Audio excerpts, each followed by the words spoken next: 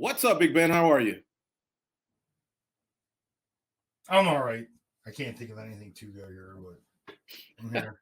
I was like, oh my God, can you hear us? What's the problem here? All right. So yeah, you know what? You're an enigma. I gotta admit, you're probably one of the few fighters that when Goes tells me, hey, he's on the show today, I'm like, oh boy. And here's why I say it. I still have yet to figure you out. I only know Ben Rothwell, the teddy bear guy that'll do shots with Junkie Radio listeners, that'll say great things to say in front of the American troops, the airmen on the Air Force bases, the Army soldiers or whatever. But the big Ben Rothwell that's on our show, you're just an enigma, man. I'm like praying that he's in a good mood. I'm praying that he's smiling. Why are you like that? You're being like that right now. Because now you got this whole thing where I actually got to see you. I got to look at your facial expressions. And I'm telling you, I can't get the sheets out of my head. No, don't go to the sheets. People are going to think other stuff. But it's practical joke, folks.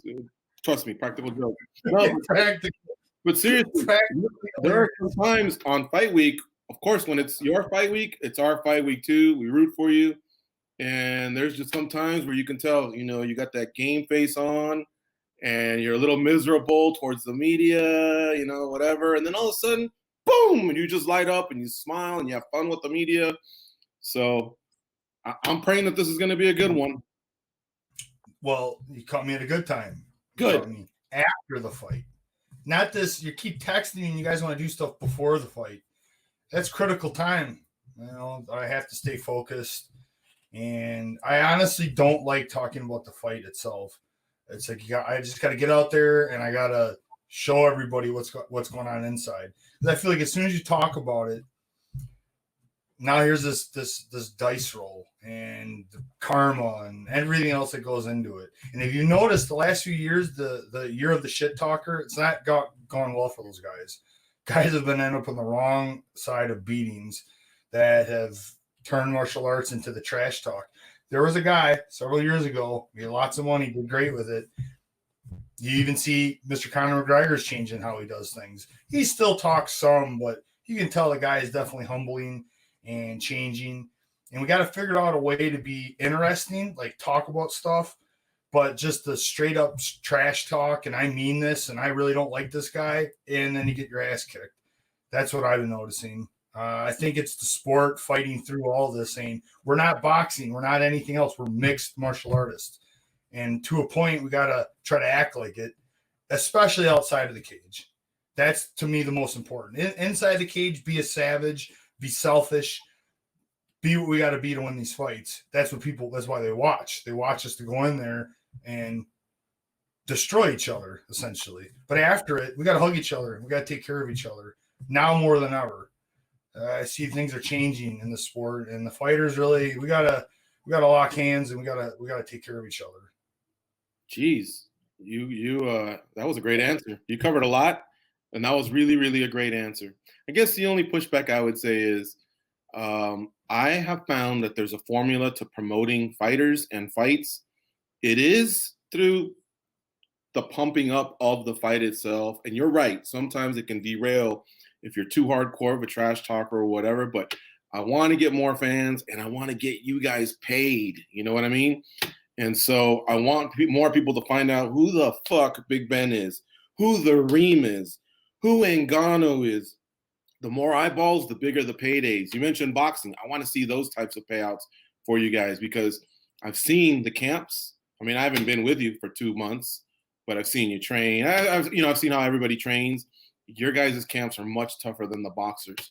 Your guys' camps are arguably tougher than pro football players. You guys put yourself through the ringer, and I want to see you guys get paid. So I guess from my end, that's why I'm pushy in wanting to hype things up. You know what I mean? But everything I agree with.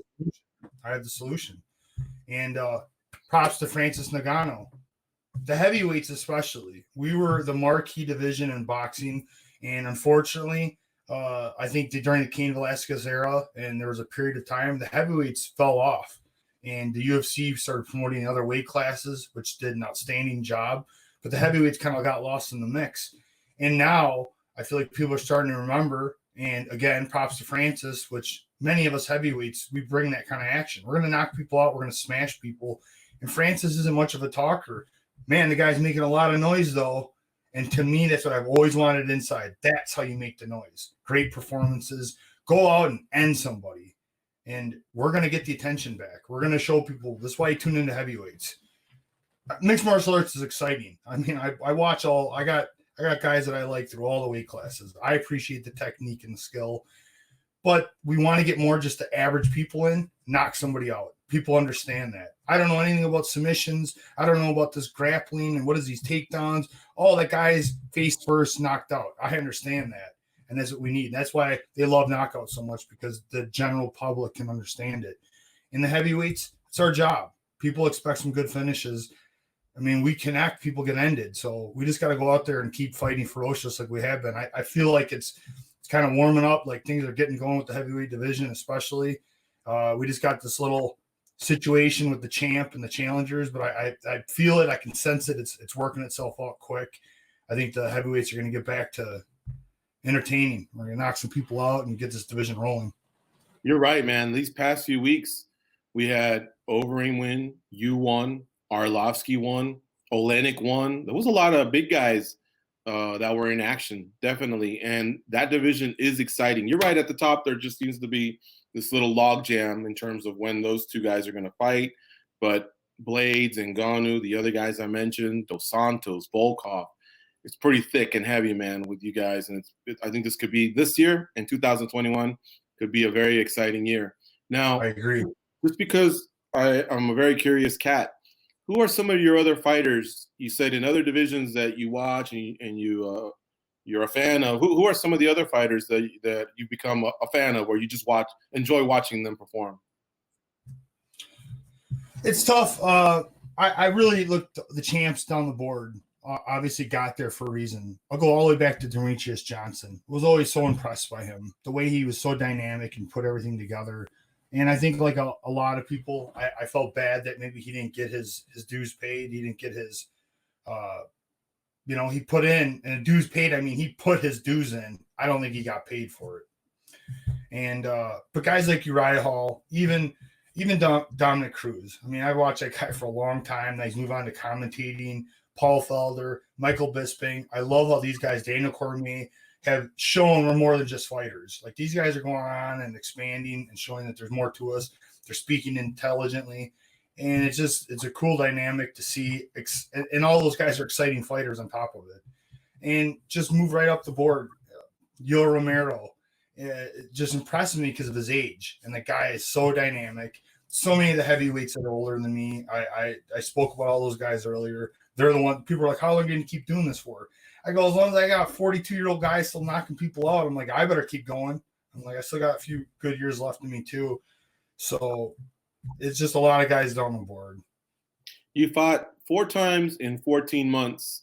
How you feeling? You want to keep this type of schedule going, this frequency of fights? We spoke to a guy that we spent some time with, Lorenz Larkin. We were talking to him, and he was telling us, I would rather forego my title shot that's possible out there and fight somebody else because I'm at my best when I'm frequently fighting. I thought it was such a great explanation for why sometimes fighters will forego a possible big fight out there. It's just that's when they feel best. How about you, Ben? Is that where you sit too? So I got something to back that. In 2006 to 2007, in a 1-year period of time, I had 9 fights. So in a calendar year, at 2007, I think I had 6 of them alone. 2006, it was like another, it was like 11 fights total in a short period of time. But in 1 year, it was 9 of them. So crazy active. Don't think at this level it's too hard on the body. I was lucky to get a lot of knockouts and clean finishes, and I was able to go through. And I was younger. And then you look, as I get to the UFC, I had a 4-fight win streak, and it was messed up because it goes 2013, 14, 15, 16. They're all 1 year. I had 1 fight a year, and that's not enough either. I guess I was acting like I was a champ or something.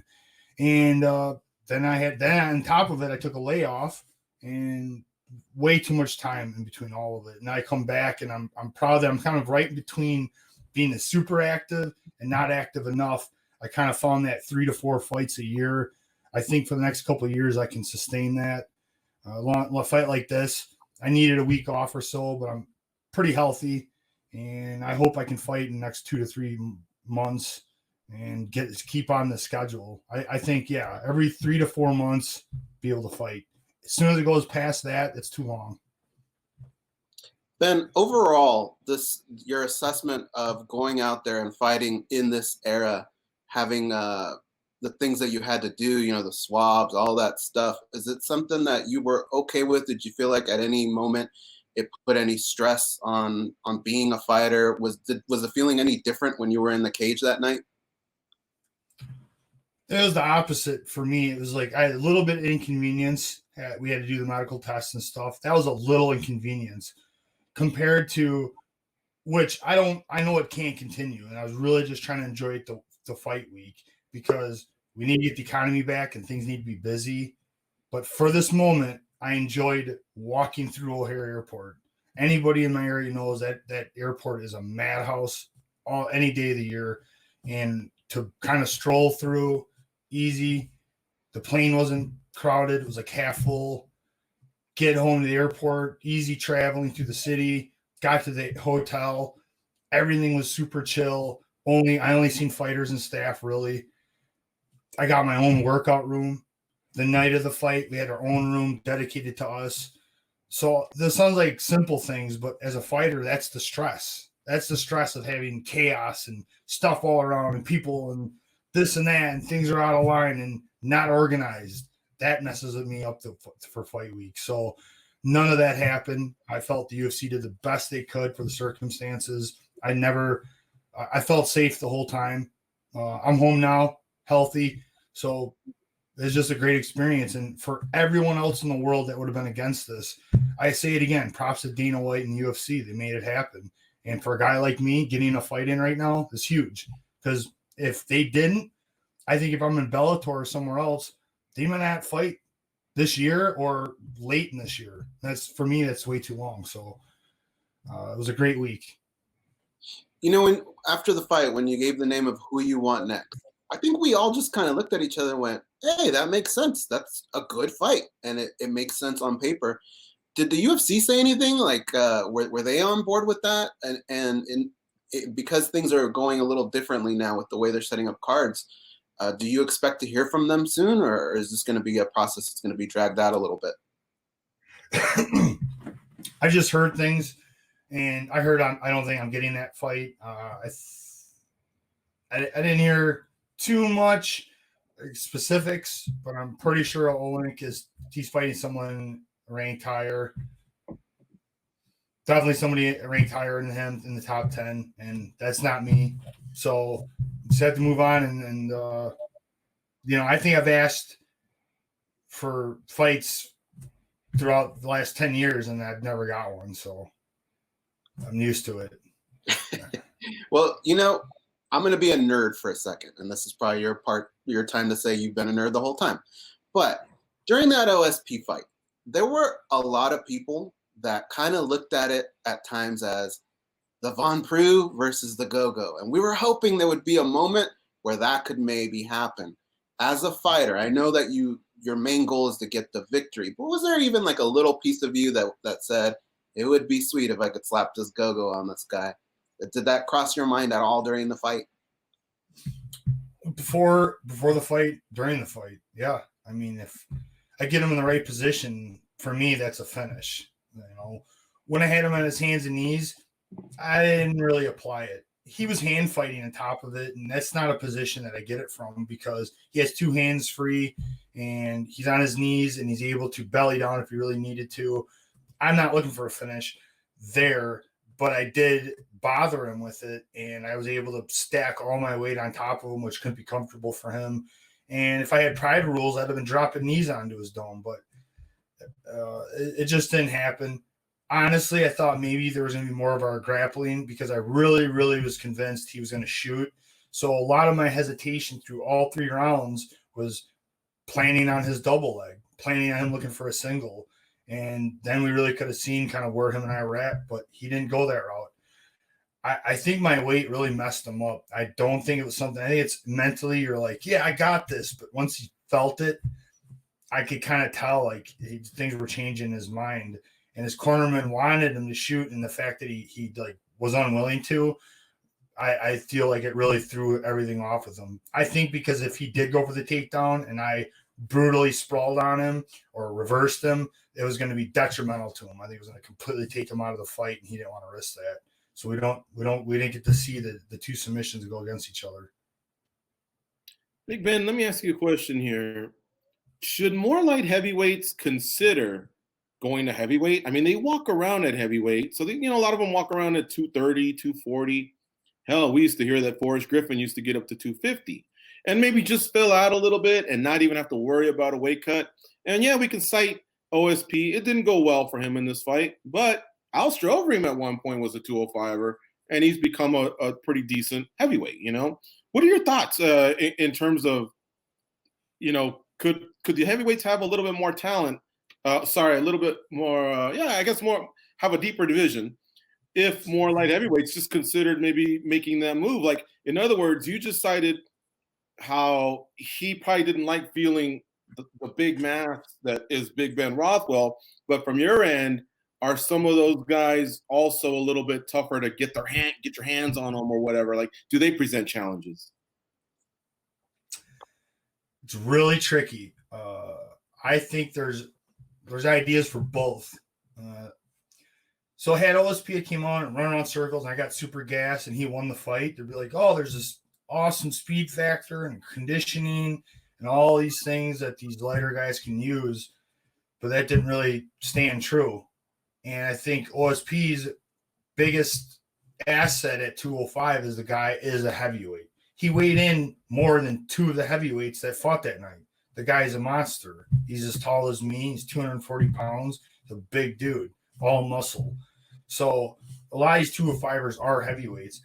The whole advantage he has is he is so big. So that light heavyweights that are barely getting up to 205 or only cutting a little bit of weight essentially are fighting a heavyweight at 205. So that's those bigger guys' advantage.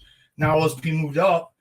He's fighting a guy that's a real heavyweight. And it took all of his advantages away. And I think it was a lot of things he had to go through. Had he fought another 240-pound heavyweight, could have been interesting. They kind of been equal.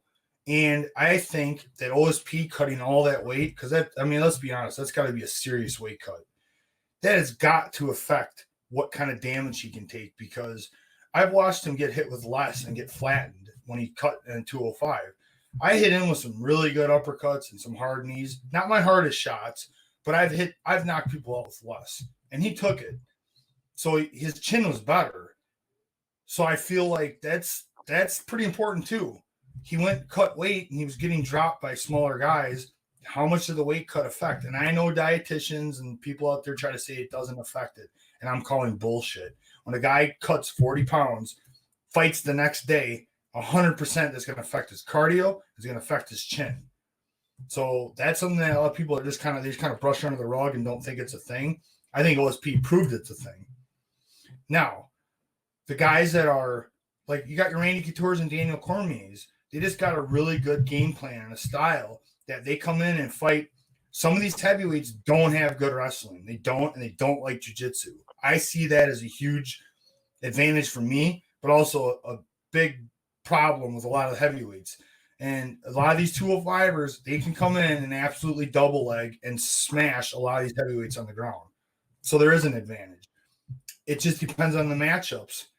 Then if these 205ers get matched up with the wrong heavyweight, though, it's going to be a really bad day for them.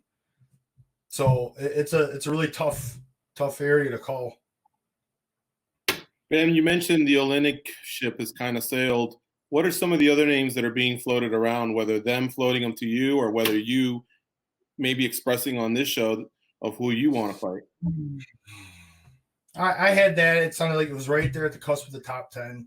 Thought it was going to be a great fight for a lot of reasons. We haven't fought before. Anyone else side of that, I get to say the good old boring, whatever they bring with, because they have their own plan. I have no idea what it is. Names that have been brought to me so out of left field. I'm like, me and my manager, like, to me, this guy, yeah, and this is the reasons why, blah, blah, blah, blah, this and this and that. The next day he calls, he goes, Stefan Struve, out of retirement, gonna fight. I'm like, what? It's out of left field. Then this next fight's like, all right, I got this guy, I gotta win, this guy, blah, blah, blah, and John Vellante is gonna woo. So it keeps happening where it's out of left field, guys you never expect, moving up to heavyweight. So it could be anybody. They might bring in Dwayne The Rock Johnson to come. He wants to do MMA, so I'll be the guy to bring him in. All right. So, for example, there's 2 rematches out there of guys that are ranked a little bit ahead of you. Blagoy Ivanov, Alistair Overeem, right. And I wanted to ask you, do rematches get you pumped up to do the training camp? There's an example of a guy that got one on you and one you got on him. Or what about, for example, somebody whose stock probably didn't drop much because even though he lost and you won in these last 3 events over 8 days, he was coming off a 4 or 5 win streak. And I'm thinking, would you take on someone coming off a loss like maybe Walt Harris? I'm not fighting Walt Harris. It's just a personal thing. I fight every person. Like, they know them and they call up, I'll fight that guy. But then you gotta fill in for Dane, you gotta fight Stipe Miocic. Fine. You gotta fight Francis. Nobody wants to fight Francis. I'll fight Francis. Francis, it's respect, but we all know I'm gonna fight you. And that's that. And I believe there isn't a single heavyweight. If my skill set comes out, I can win any fight. And I think it's a very powerful thing because not every heavyweight can say that. I think they can throw a haymaker and win, but I know guys that can take shots and keep fighting at the higher level. And you got to have more than just a shot. I have more than just a hard punch. I have a lot that no one's even seen yet that can win fights, especially the deficits that I see at the higher level. Outside of that, we'll just rewind to Andre Arlovski. That was a rematch. I was excited to a point, and the fight was just horrible for me. I just had something wrong. I got sick. It's bad, and that guy just got my number now. Damn you, Andre. So the rematches, they're better if they make sense. Alistair would be great because he's coming off of wins, and I have a win over him, so I'm sure he might want to get the win back. So that fight is good, but fighting a guy on a loss, honestly, anywhere in the realm, I learned the hard way. You don't want to do that. If you're on a win, 2 wins, 3 wins, don't want to fight a guy on a loss. It does nothing for you. You gotta get someone that's like. That's why the OSP fight was so good. He was off a win, I was off a win. My first 2 opponents that they had offered were off losses. There's not much to get from that. It's not a way to go. You seem like a guy that once the fight's over, you probably wouldn't mind chatting with the guy you shared the octagon with. Did you and OSP, I know you guys were a little secluded, but did you guys say anything to each other after the fight? And have you ever had any instances where you preferred not to talk to someone after a fight, or since then, just because, I don't know, maybe the energy wasn't there? You may have spilled blood together, but I'd rather not be, that guy's best friend, I guess. So it's been a thing for way back, even back in the IFL. Win or lose, I'd always go in the back room. I'd look for my opponent, have good words with him. The first time I fought Andre, he beat me, and I went in the back room, and the guys were super respectful. We kind of had that moment, and I've done that since. So one of the times I probably didn't want to see somebody is I was pretty busted up after the Andre fight. Here's Andre, comes in my locker room, say what's up, and tell me great fight. And it's just like, I like these guys. That's the problem, is I have to get my personal out of this when I fight, because if I wasn't fighting them, Andre would be like my best friend. I think the guy's all, every time I see him, we always high five and shoot the shit. And it just, a lot of these guys, man, I just, who can understand me like they can? So there's just like this crazy bond. And I'm like that with a lot of the heavyweights, especially, but fighters in general. It's like there's a special bond. Like, it's only 600 and some employees in the UFC in the whole world against the whole population. That's a fraction of a fraction. So it's like, I feel like we have something, and it's like unspoken. But for OSP, super nice guy too, and that's why I didn't want to say anything negative because he's just such a cool guy. He's got a really good fan base that brought a lot of eyes to our fight. So a lot of good things there. I didn't get to talk to him after. I said hi to his coach, stuff like that, but we were very separated. That's just how it was this week. The week with everything going on, they just had us. Everybody just was very separated and took us in different directions. So whatever I hope he knows. Tons of respect to him, and I hope he's doing good. And I'm sure he's going to bounce back and get back to winning. Man, that was one of the coolest answers I've ever heard to a question that I posed. That you taking us through history all the way back to the IFL, which was over a dozen years ago, and for you to keep that up, that's pretty cool to hear. And I'm sure a lot of fans will appreciate hearing that. All right, last thing, Big Ben, and then we'll let you go. We're obviously appreciative of your time here. You hold the record for hitting this punching machine at the military base that we went to. And so we obviously know you got some mitts, and you can hit. Who's hit you the hardest? It's a tough one. My mom. That's hit me so hard that shit stayed with me the rest of my life. Oh, you mean an MMA? Oh, yeah. Okay. It's a tough. There's some fights out there, but I don't want him to cry because in a different interview a couple weeks ago, I was being hard on him and talking shit. People don't understand that guys that I train with were like brothers, and we talk shit on each other. And I still love the guys. Still give them a hug, and we'll give Mr. Tim Sylvia some props. Him and I had many wars in front of Militish, and even though I didn't get knocked out, him and I hit each other with simultaneous right hands in the second round of our fight, and we both were knocked out on the feet, wobbling, like literally like looking for the ropes. We fought in a ring back then, and that one was pretty hard because I've never been cleanly knocked out. I have knockouts on my loss from the ref stopping it, but I was still the coherent. And when I literally everything was like the room was spinning type of hit, I'd say that was probably one of the hardest I've been hit. And that was him. It was then, and then sometimes in our training, I think I got hit a couple times. And I've been hit hard by a couple guys. You'd think Mark Hunt, but I was zombie in that fight. I didn't remember the room spinning or anything like that. I just remember like getting hit with this bludgeon hammer in the head, just marching forward. But I probably to memorable, like wobbling in the cage, probably got hit by 10. A guy bigger than me. Awesome story. All right, cool, man. Well, Big Ben, congrats on your win. And I guess what we're going to try is we're not going to give up. Maybe when your next fight gets announced and it's way like 3 months out, in front of you, we'll try and dip in super early in camp when you're not even in fight mode yet and maybe preview that. And then, of course, we'll circle back after the fight as well. But it's been great catching up with you. It's fun doing these video interviews versus the radio stuff we've done over the years. Yeah, it seems like you got a pretty cool basement back there. My wife says it's ghetto. It's in my ghetto basement.